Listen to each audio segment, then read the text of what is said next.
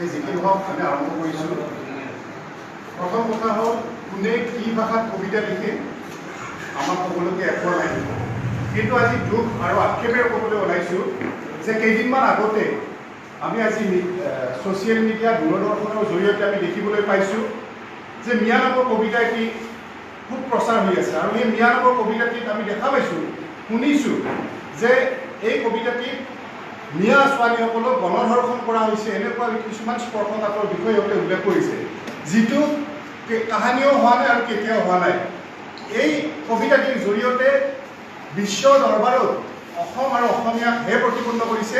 এইটো আমি গৰিয়ামূৰীয়া দেশী জাতীয় পৰিষদে কেতিয়াও হ'ব নিদিওঁ, আৰু ইয়াত আমি তীব্ৰ বিৰোধিতা কৰিছোঁ, তীব্ৰ আন্দোলন জগাই তুলিম। লগতে এছাম দুষ্ট চক্ৰই পৰিকল্পিতভাৱে গৰিয়ামূৰীয়া দেশীসকলক মিয়াৰ মাজত সোমাই আমাৰ খিলঞ্জীয়া হত্যা নষ্ট কৰিবলৈ ওলাইছে। এই দুষ্ট চক্ৰটোৱে উঠি পৰি লাগিছে যে এতিয়া সিহঁতে আমাৰ অসমীয়াৰ গৌৰৱ বাঘ হাজৰিকা ওৰফে ইছমাইল ছিদ্দিকীক মিয়া হটাব খুজিছোঁ। আমি আজি এই মঞ্চ সংবাদমেলৰ জৰিয়তে সকীয়াই দিছোঁ যে গৰিয়ামূৰীয়া দেশীসকল খিলঞ্জীয়া আৰু খিলঞ্জীয়া সত্তা হিচাপে জীয়াই থাকিব। আমি হাৰে হুমুটো অসমীয়া, আমি অসমীয়া ভাষা কম, অসমীয়া খাওঁ, সপোনো দেখোঁ অসমীয়া। গতিকে আমি সকীয়াই দিছোঁ অনাগত দিনত যাতে গৰিয়ামূৰীয়া দেশীক কেতিয়াও কোনো মিয়াৰ লগত সোমাই নিদিয়ে। আমি আৰু পুনৰবাৰ কৈছোঁ যে 855গৰাকী শ্বহীদৰ কেঁচা তেজৰ বিনিময়ত ৰাষ্ট্ৰীয় নাগৰিকপঞ্জী উন্নীতকৰণ হৈছিলে।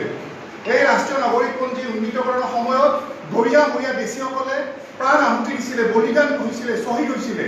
সেই সময়ত কিন্তু এই অসম আন্দোলনক লৈয়ে আমাৰ আমচুৰ জন্ম হৈছিল। এই সময়ত কিন্তু খিলঞ্জীয়া মুছলমান গৰিয়ামূৰীয়া দেশী কেতিয়াও আমচু কৰা নাই।